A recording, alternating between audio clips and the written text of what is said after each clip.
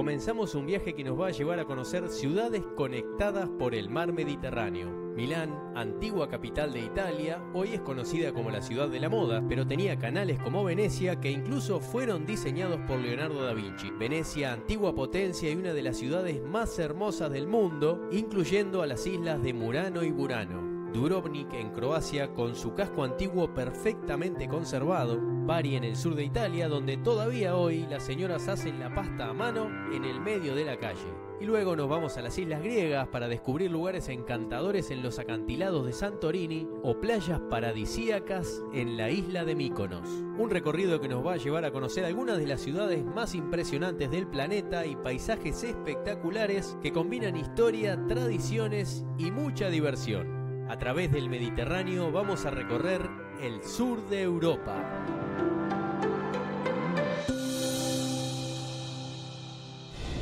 Todos están a la moda, incluso excesivamente a la moda.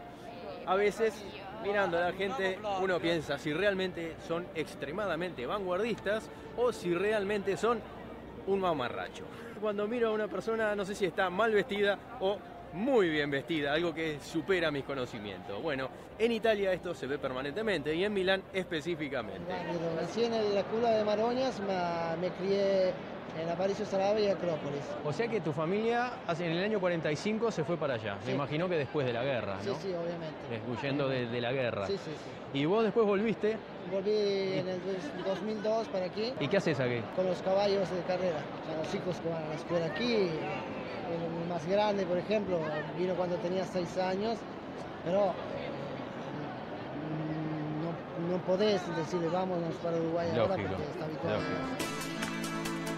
Si uno quiere salir a tomar algo en Milán, tiene que vestirse de forma espectacular. Y si hay que asistir a un evento donde hay que ir bien vestido, hay que ponerse de etiqueta prácticamente. Ahora, si hay que asistir a un evento de moda, como hay muchos en este lugar, yo creo que hay que ponerse lo primero que encuentran, o hay que ponerse algo que llame mucho la atención, porque si no, no se destaca en este lugar donde todo el mundo está vestido al último grito de la moda. Qué lindo lugar. Presenta Carrasco Viajes. En abril vamos a Ámsterdam, Praga, París y un crucero por el Danubio.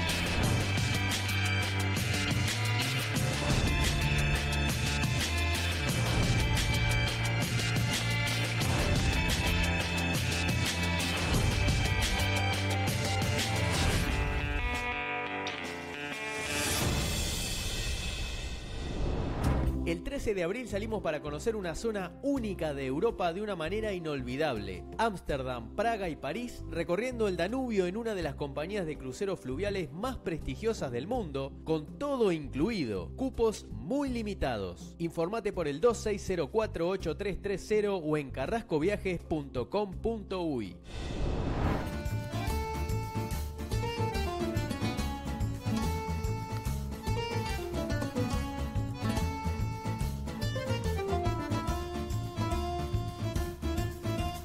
Estamos en una de las ciudades más antiguas de Europa. Fue en su momento capital de Italia, hoy es considerada la capital financiera del país y capital de la moda a nivel mundial. Vamos a conocer Milán.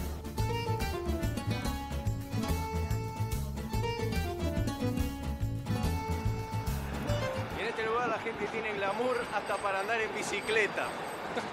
Las mujeres andan de taco, de minifalda, pintadas y de peluquería. Encontrar a alguien en esta ciudad que no viva aquí, que no sea italiano, milanés, que no tenga mucha onda en su vestimenta.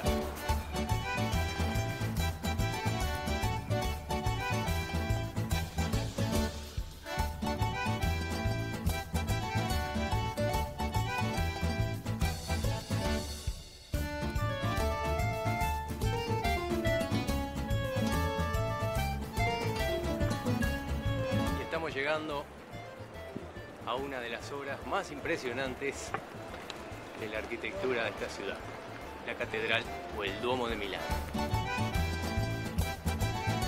Increíble pensar que esta obra de estilo gótico tardó 600 años en ser construida. Se terminó en el siglo XX y empezó en el siglo XIV. Miren lo que es, no hay un solo detalle que no esté trabajado con años de esculturas.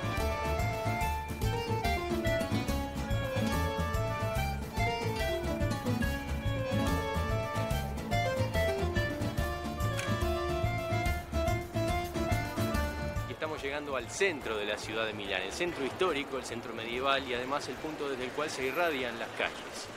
Esta es una de las obras más impresionantes de la arquitectura del mundo. Estamos frente al Duomo de Milán.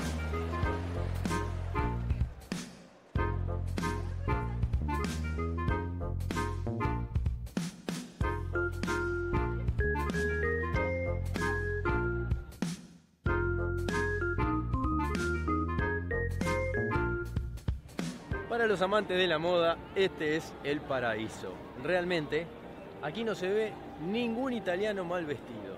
Todos están a la moda, incluso excesivamente a la moda. A veces, mirando a la gente, uno piensa si realmente son extremadamente vanguardistas o si realmente son un mamarracho.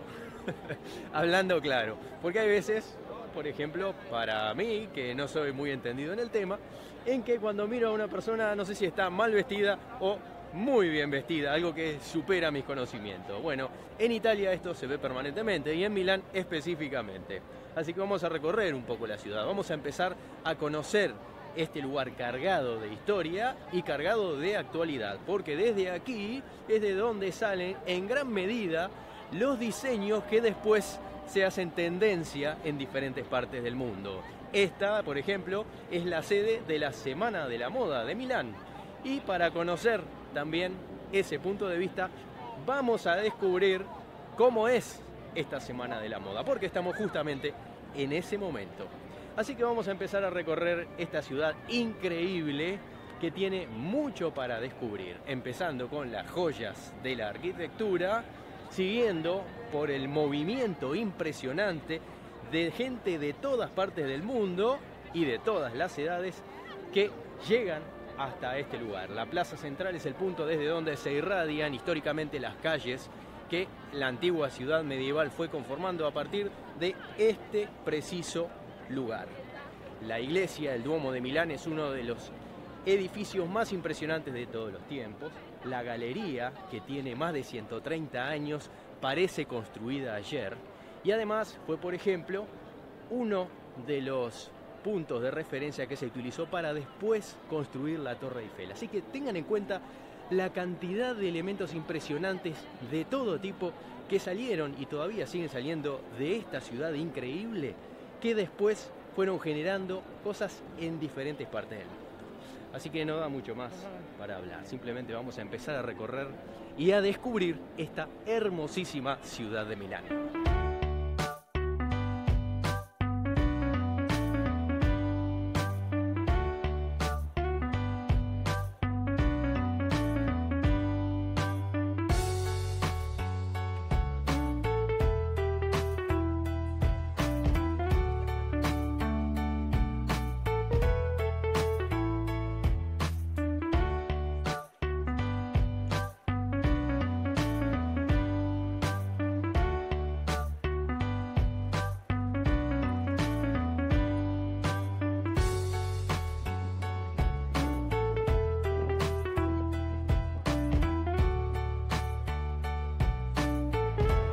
Estas bicicletas funcionan así, uno se registra, paga 4,5 € por día y tiene opción para hacer media hora gratis. Antes de la media hora se vuelve a la estación, que hay muchas por toda la ciudad, se espera unos minutos y después se puede retirar la bicicleta otra vez. Y así se puede utilizar durante 24 horas.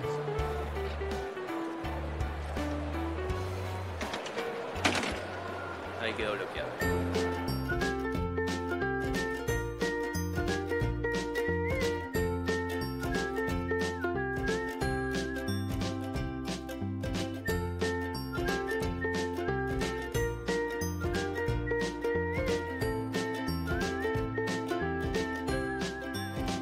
Esta es la Plaza del Duomo, el centro de Milán, y estamos rodeados de obras impresionantes, además de que la plaza en sí es un lugar donde se congrega gente de todas partes del mundo.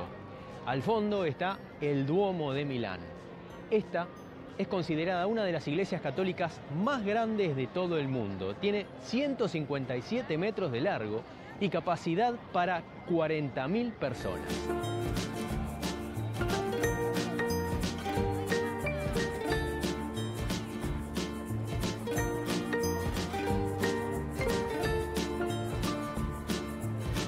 De este lado, al fondo, tenemos una galería que fue construida hace más de 130 años y sin embargo permanece absolutamente actual. Es una de las primeras y grandes construcciones de acero y vidrio que marcaron tendencia, como por ejemplo que luego de aquí se tomó la base para la construcción de la Torre Eiffel. Este fue uno de los referentes, fue uno de los primeros grandes intentos de construcción y de diseño con acero que englobaban un arco de vidrio. De hecho, esta cruz de vidrio todavía cubre, después de más de 130 años, uno de los pasajes peatonales principales de la ciudad. Y aquí adentro, además, se encuentran algunas de las tiendas más famosas del mundo, incluyendo marcas tan reconocidas que de aquí irradian su creación hacia el resto de las ciudades importantes del planeta. Además, están los cafés más importantes de la ciudad de Milán,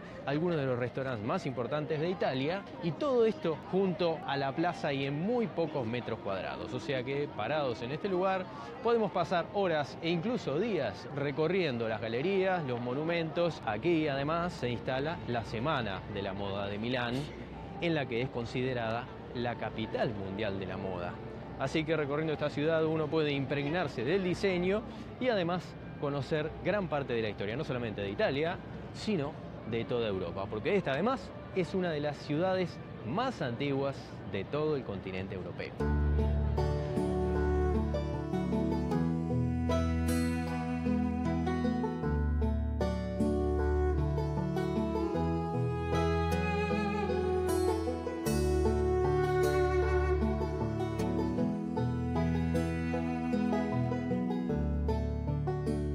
Estamos en el centro de Milán, en la Plaza del Duomo, frente a la catedral y en las galerías. Este es el lugar de la ciudad y además es el punto central de la capital de la moda del mundo.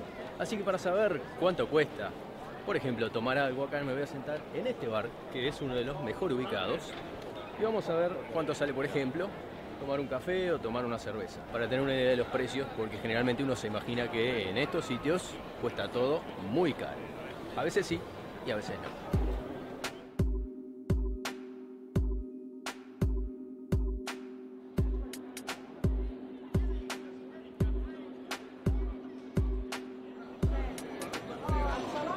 Para tener una idea de los precios, una cerveza cuesta unos 11 euros, pero viene con una picada, lo que sería como unas tapas en España. Y bastante abundante, tiene papas, tiene saladitos y aceitunas. Y un café cuesta 3,50 euros. Pero el hecho de estar sentado en uno de los mejores lugares, dentro de la galería, frente a la catedral, al Duomo y a 20 metros de la plaza, nosotros pensaríamos, por ejemplo, que esto podría costar mucho más caro. Sin embargo, uno puede, por ejemplo, sentarse a tomar un café con 3,5 euros, 4 euros y disfrutar de este lugar. Una comida ya cuesta un poco más cara. Estamos pensando en uno de estos restaurantes alrededor de unos 20-25 euros, lo cual, teniendo en cuenta el lugar, tampoco es demasiado.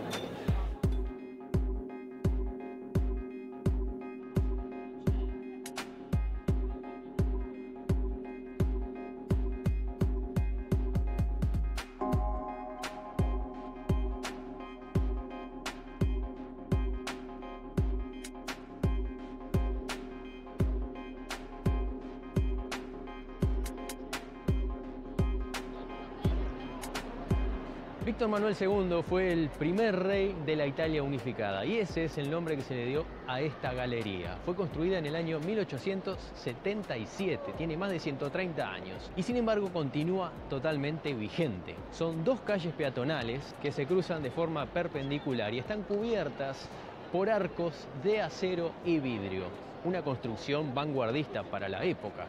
Y esa construcción dio origen o sirvió de puntapié para otros diseños que después, con acero, fueron levantados alrededor del mundo, como por ejemplo la Torre Eiffel. Hoy, esta galería que está junto a la Plaza del Duomo, junto a la Catedral y en uno de los puntos más importantes de la ciudad, también tiene tiendas que desde aquí se proyectan a todas partes del mundo. Algunas de estas tiendas son reconocidas a nivel mundial. Si giramos, por ejemplo, de este lado vamos a ver Versace, Prada, Louis Vuitton. Un poco más atrás está la tienda de Mercedes-Benz. Sí, Mercedes-Benz vende ropa de diseño. Y del otro lado está la tienda de Ferrari. Esas son solamente algunas de las tiendas de ropa que hay en esta galería, porque además hay otras que son demasiado exclusivas como para que las visitemos. Yo, por ejemplo, no venía a preguntar los precios, pero sí vamos a empezar a ver un poco de los diseños de algunas de estas tiendas que ofrecen marcas reconocidas a nivel mundial, todas dentro de la galería.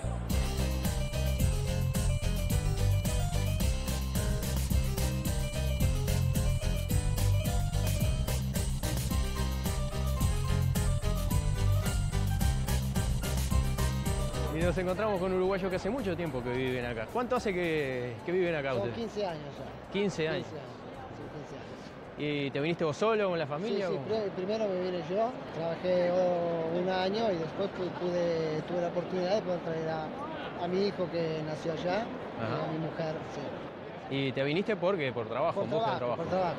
Toda mi familia nació aquí en Italia y en el año 45 ellos vinieron para el barrio donde nací, en la Cula de Maroñas, me crié en Aparicio Saravia y Acrópolis. O sea que tu familia en el año 45 se fue para allá. Sí. Me imagino que después de la guerra, ¿no? Sí, sí, obviamente. Huyendo de la guerra. Sí, sí, sí. ¿Y vos después volviste? Volví en el 2002 para aquí. ¿Y qué haces aquí? Con los caballos de carrera. Trabajaba primero con los caballos de carrera, después tuve la oportunidad de estudiar para hacer el croupier. En un casino. Que da las cartas. ¿Y trabajás en eso? Sí, sí. O sea que viniste, claro, sos de la Curva de Maroña, conocés los caballos de carrera, sí, y a eso viniste. Toda mi familia. Todos dedicados a los caballos de carrera.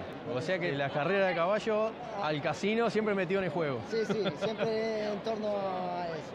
Bien, ¿y hay muchos más uruguayos aquí? ¿Conocés o estás como aislado? Tuve la oportunidad de conocer pocos uruguayos. Ajá. No tantísimos uruguayos, muy pocos. Muy pocos. Tengo mi primo que también se crió en Maroñas, propio en Maroñas, que vive cerca de mí, pero después tenemos 2 o 3 amigos uruguayos, no tenemos tanto. O sea, hiciste una vida independiente. Sí. O sea que perdiste contacto con Uruguay. No perdí contacto nunca con Uruguay porque siempre informado de todo lo que está sucediendo en mi país, siempre.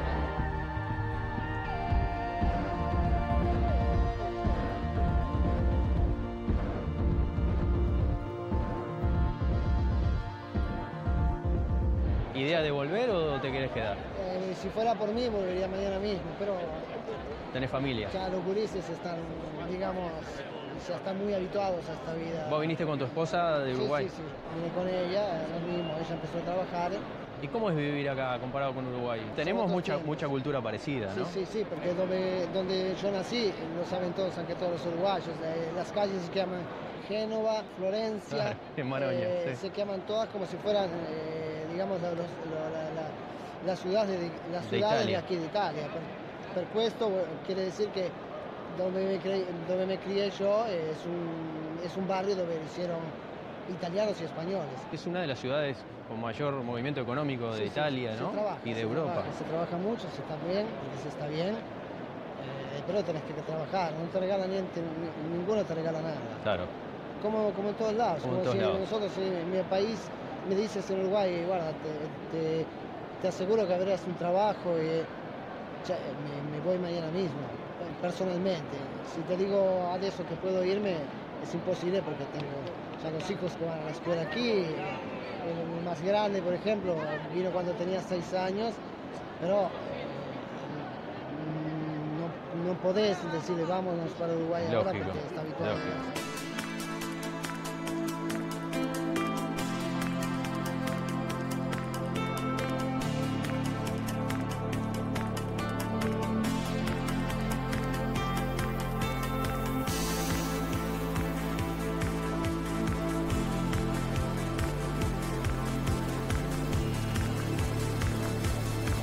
están haciendo acá? ¿Paseando ahora? No, siccome vino mi hermana y mi cuñado a visitarnos a nosotros de Uruguay, y vinimos a hacer ver el Duomo, la Plaza del Duomo, que es la plaza más importante de Milano. Son las casas de grifa, ¿cómo se dice? De marca, de diseño. Sí, Louis Vuitton, Prada, las bolsas, dove está la moda, dove está prácticamente... Es considerada la capital de la moda del mundo, Milán, exacto. ¿no? Pienso que en este mes está... La Semana de la Moda. La Semana de la Moda. Ahora, a mí me llama la atención, por ejemplo, la gente, cómo está vestida en la calle. ¿Vos te adaptaste a eso? Porque los italianos todos se visten a la última moda. Es muy difícil ver un italiano que esté vestido así nomás. Sí. ¿Te lo exigen, por ejemplo, a vos a eso? ¿Se fija mucho la gente en cómo está vestido el otro? Sí y no, porque como te ripeto, yo el mio corazoncito es siempre uruguayo, si me tengo que poner o andar descalzo caminando, voy descalzo, pero si tengo que salir o tengo que salir a cenar o tengo que hacer cualquier entrevista importante, me tengo que vestir bien. Tengo que vestir bien. Sí. Ahora, los precios me imagino que no deben ser muy accesibles, ¿no? No es para todos. Claro. No es para todos. Aquí viene gente de la Rusia, de la China, viene gente de Japón a comprar pura y exclusivamente las bolsas. Las carteras. Sí, las carteras, los vestidos para... ¿Cuánto puede costar una cartera de Louis Vuitton? Estamos hablando de 2.000 euros. ¿2.000 euros? Para empezar. Sí, estamos hablando de 2.000 euros para arriba. O sea que una mujer que lleve, por ejemplo, una cartera en la calle, de repente si el ladrón le roba la cartera, le roba mucho más que lo que tiene adentro. Sí, puede ser. A veces es así. O sea que te adaptaste bien, estás trabajando bien. ¿Volverías si no tuvieras tu familia acá? Mañana mismo. Mañana mismo. O sea, no lo pensaría dos veces, porque en tu país es como... cuando juega la Celeste, casa mía, no se ve la bandera se ve la bandera de Italia, pero está siempre la bandera del Uruguay. Por ejemplo, si tú miras mi telefonino... Sí, ya veo. Sí. Ahí está. Mi telefonino non è che tiene la bandera adesso perché ho cambiato la cover, no, ho cambiato questa. Está bien, o sea que siempre el Uruguay... Lo contrario la mantiene el Uruguay. Uruguay está siempre presente. Sí, siempre, en cualquier momento, siempre, cada día que abrís los ojos, caminás o lo que sea, está siempre presente el Uruguay.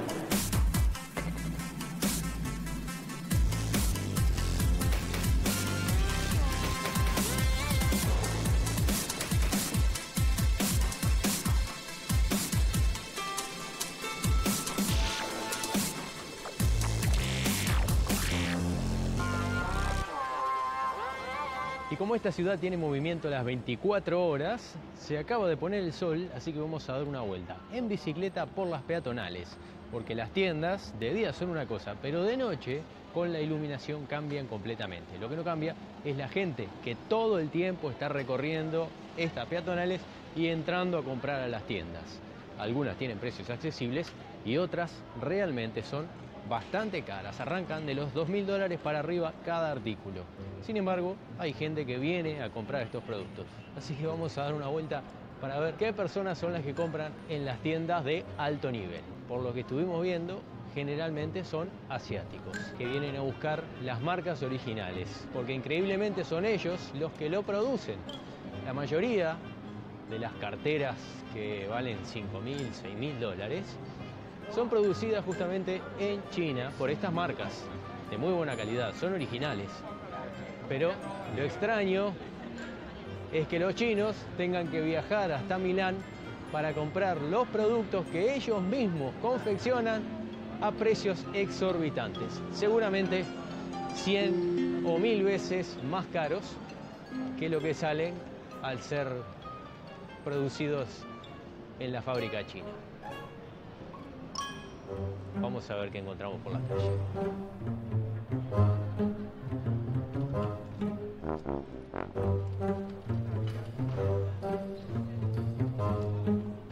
Detrás nuestro va quedando la catedral, la plaza y las galerías. Permanentemente nos cruzamos con bicicletas, porque la gente aquí utiliza mucho este medio de transporte. Es más, hay carteles en la ciudad incentivando el uso de la bicicleta, para que la gente vaya al trabajo en bicicleta, promocionando que es un hábito, además de barato y que no produce contaminación, muy saludable.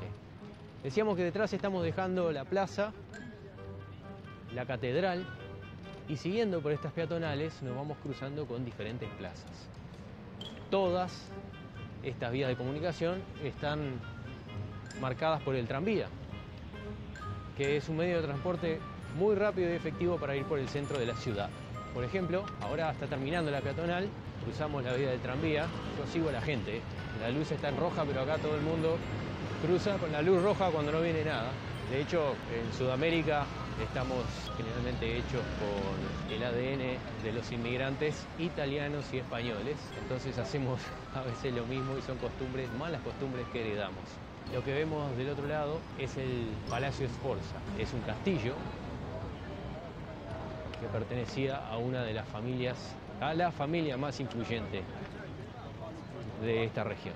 Y estamos pasando junto a salas de exposición que se utilizan generalmente cuando hay eventos de diseño que seguramente durante todo el año se van sucediendo en esta ciudad, que justamente se caracteriza por eso, ¿no? Por ser el centro del diseño mundial.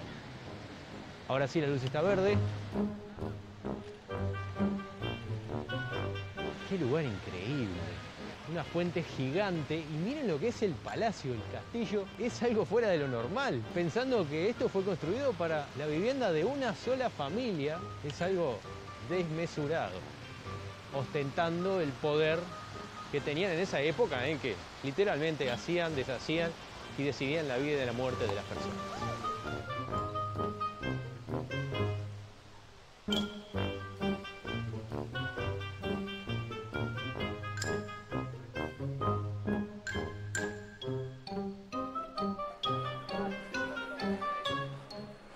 Y esto, por lo que veo, es la zona de los bares. Si uno quiere salir a tomar algo en Milán, tiene que vestirse de forma espectacular. Y si hay que asistir a un evento donde hay que ir bien vestido, hay que ponerse de etiqueta prácticamente. Ahora, si hay que asistir a un evento de moda, como hay muchos en este lugar, yo creo que hay que ponerse lo primero que encuentran, o hay que ponerse algo que llame mucho la atención, porque si no, no se destaca en este lugar donde todo el mundo está vestido al último grito de la moda. Qué lindo lugar, mucho diseño en todo sentido, no solamente en la ropa de la gente, sino en los bares. Vean lo que es. Son edificios que tienen cientos de años, pero sin embargo están respetados y mejorados en el sentido de que los lugares están diseñados para conservar la estructura del edificio original, pero agregarle un toque moderno que los hace muy agradables. Y toda esta zona, por lo que veo, también está frente a un parque, un gran parque que rodea el castillo Sforzesco, el castillo de la época renacentista, que se mantiene igual hasta hoy. Y este arco de triunfo marca el comienzo de la avenida donde están los bares y el comienzo del parque que termina en el castillo Sforzesco del otro lado. Y del otro lado del castillo está la zona del Duomo, la plaza central, la catedral. Así que es una vía que marca puntos muy importantes de la ciudad.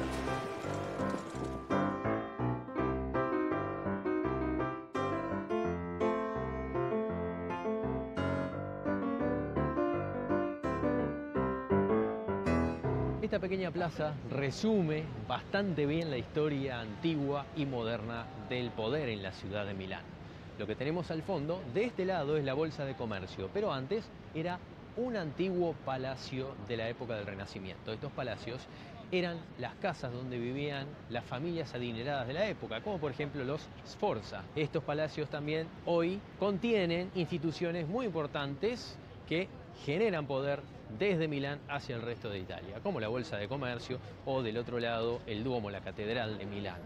Y del otro lado, más atrás, tenemos el monumento a Leonardo da Vinci. ¿Y por qué? Es importante, porque estas familias, como los Sforza o los Medici, eran mecenas, lo que significa que le pagaban a los grandes artistas para que solamente se dedicaran a crear arte. Y ese fue el caso de Leonardo da Vinci, que fue contratado por estas familias millonarias y poderosas de la época del Renacimiento para que crearan el arte que después ellos utilizaban para ostentar su poder.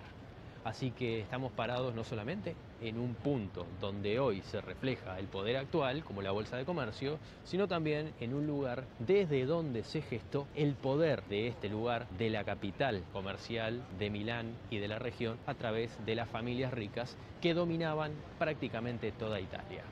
¿Y cómo hacían para mostrar su poder? Justamente gracias a grandes artistas como Leonardo, que hoy vemos retratado en uno de los monumentos más importantes de la ciudad.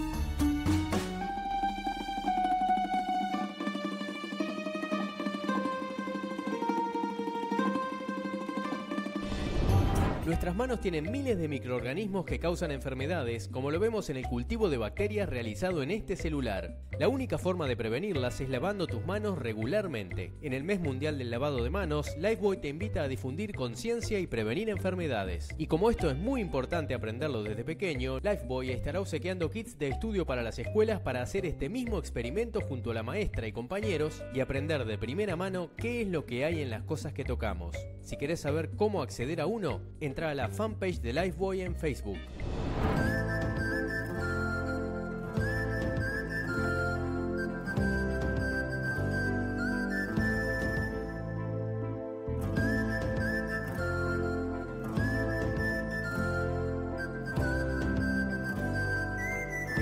A 4.000 metros sobre el nivel del mar, estamos en el complejo arqueológico de Sillustani en la región de Puno. Básicamente es un cementerio inca. Lo que vemos al fondo, esos cilindros de piedra, son tumbas que tienen más de 1000 años de antigüedad. Eran de la cultura anterior a la llegada de los incas. Y los incas adoptaron estas costumbres, solo que ellos construyeron tumbas mucho más grandes.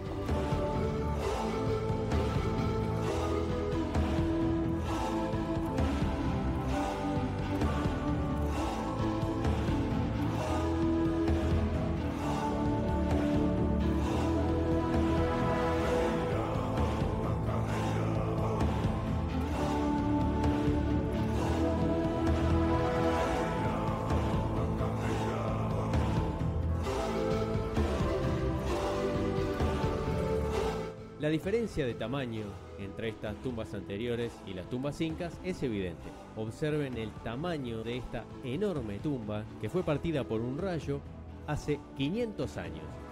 Cuando se estaba empezando a reconstruir, llegaron los españoles y de esta forma la tumba quedó inconclusa. Por eso podemos ver cómo era en su interior. Ahora nos vamos a acercar a algunas de estas piedras que cayeron con los años para ver el tamaño que tienen.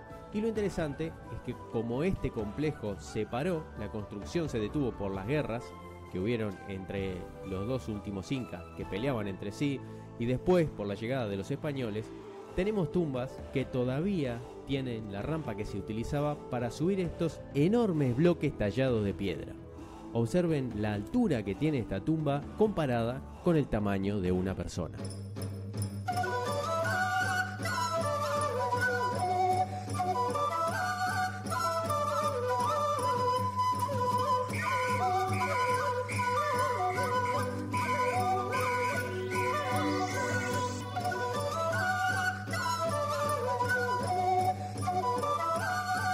Esta es una de las piedras que cayó cuando el rayo rompió la tumba. Y observen el tamaño. Y observen también la precisión, porque el tallado de estas piedras tenía que hacerse previo a la construcción y después se encajaban perfectamente. No entra una hoja de papel entre la unión de estos enormes bloques. Si nos acercamos a la tumba, nos vamos a dar cuenta del tamaño que tiene comparado con una persona. Observen lo que es. Esto se hizo totalmente a mano porque en esa época no había animales.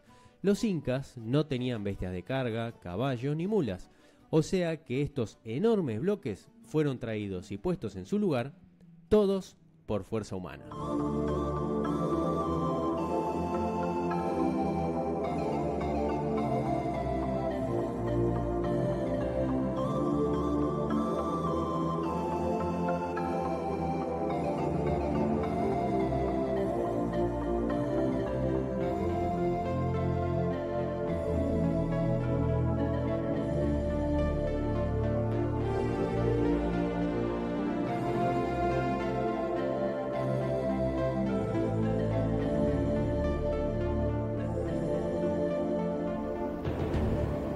El pueblo que construyó estas enormes tumbas vivía generalmente en este lugar, más abajo. Hay un lago que rodea esta península. Justamente Siyustani significa península. Pero no quedaron restos de ese pueblo porque vivían en casas de barro, de adobe. Tengamos en cuenta que las personas que vivían en esas casas de adobe fueron las que construyeron estas enormes tumbas con un trabajo impresionante, lo que nos da la idea de que para ellos la vida después de la muerte era mucho más importante que la vida terrenal. Gastaban muchísimo más tiempo y muchísimo más esfuerzo en construir esto para un muerto que el poco tiempo que les llevaba relativamente construir su casa de barro.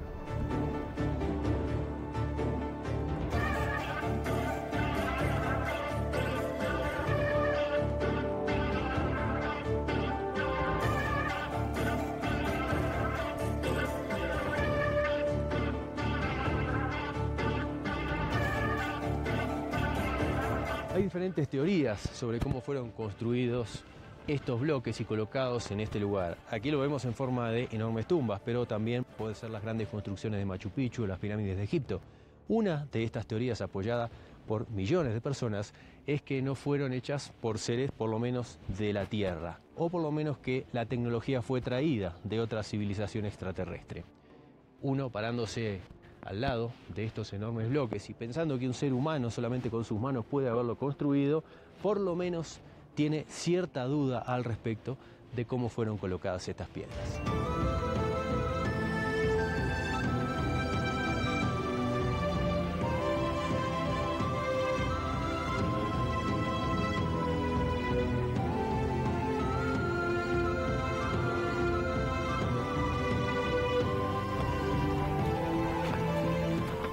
Lugares ceremoniales uno se da cuenta de por qué fueron elegidos. Son sitios estratégicos. El paisaje es espectacular, estamos rodeados por un lago, pero además rodeados de montañas. Y el silencio es absoluto. Estando acá uno realmente siente una conexión si cree en que hay algo más allá, ya sea un dios o ya sea la vida después de la muerte. Y por eso también, no solamente los incas, sino civilizaciones anteriores eligieron este lugar para enterrar a sus muertos. Por eso vemos las construcciones ceremoniales de diferentes culturas. Algunas, como estas, son anteriores y otras, como esta, enorme, son de la época de los incas. Por eso este lugar también nos sirve para estudiar la evolución de las diferentes civilizaciones y también para saber qué importancia le daba el ser humano al más allá, a la vida después de la muerte, a algo que no podía comprender, pero que sí se esforzaba por construir y por prolongar. Estas tumbas tenían una momia adentro, que significa que la persona era momificada para que no se destruyera su cuerpo, y además, por el pequeño orificio de entrada, todos los años, a principios del mes de noviembre, hoy celebramos generalmente el Día de los Muertos, pero ya desde culturas incas o preincas, esta fecha era muy importante. Tenía mucho que ver también con las cosechas y con el cambio del clima, porque marcaba cuando el sustento debía ser plantado o cosechado. Entonces, a principios del mes de noviembre se accedía por esta pequeña entrada de la tumba y se le ponía básicamente comida y otras ofrendas para que la persona, estaba muerta, volviera del más allá. ¿Cómo volvía? Porque el sol, que sale por el este y se oculta por el oeste, se refleja y entra directamente en la entrada de la tumba. Todas estas tumbas están orientadas al este. Y entonces esta orientación también tenía un significado práctico, porque marcaba la época en que los muertos regresaban, se llevaban sus ofrendas y volvían al más allá.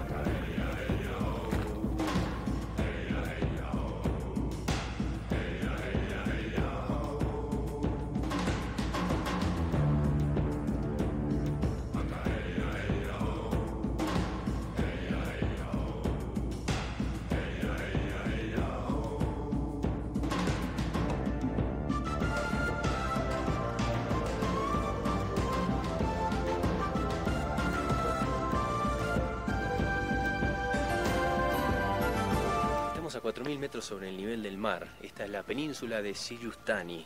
El lago que nos rodea forma esta península rocosa. y lo que vemos de este lado son enormes tumbas de piedra. Este es un cementerio inca. Los incas depositaron las momias de personas importantes. Junto con esas momias también había ofrendas que cada principios de noviembre eran renovadas, porque ellos pensaban que los muertos llegaban en esa época desde el más allá, tomaban sus ofrendas y volvían. Eso también marcaba una época de diferencia en las cosechas y marcaba su ritmo de vida. Desde todo punto de vista, este es un lugar impresionante, porque uno aquí siente una energía muy diferente a la de otros sitios, y por eso seguramente también fue elegido no solo por los incas, sino por las civilizaciones anteriores para enterrar a sus muertos.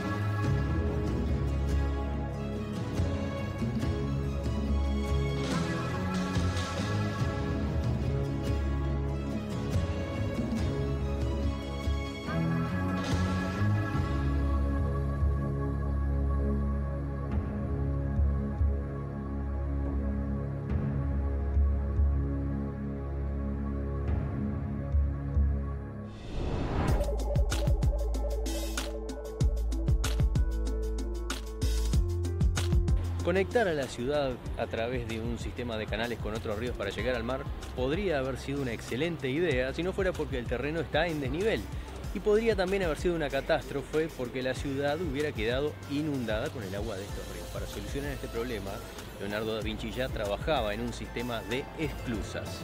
Estas esclusas, en algunos canales que tienen más de 30 kilómetros de largo, fueron las que lograron sortear las alturas y lograron que los barcos bajaran hacia los niveles que el río iba perdiendo a medida que se acercaba a la ciudad. Esto que vemos aquí atrás es una de las esclusas que todavía se mantiene. En este caso, pertenecía al foso que rodeaba la ciudad.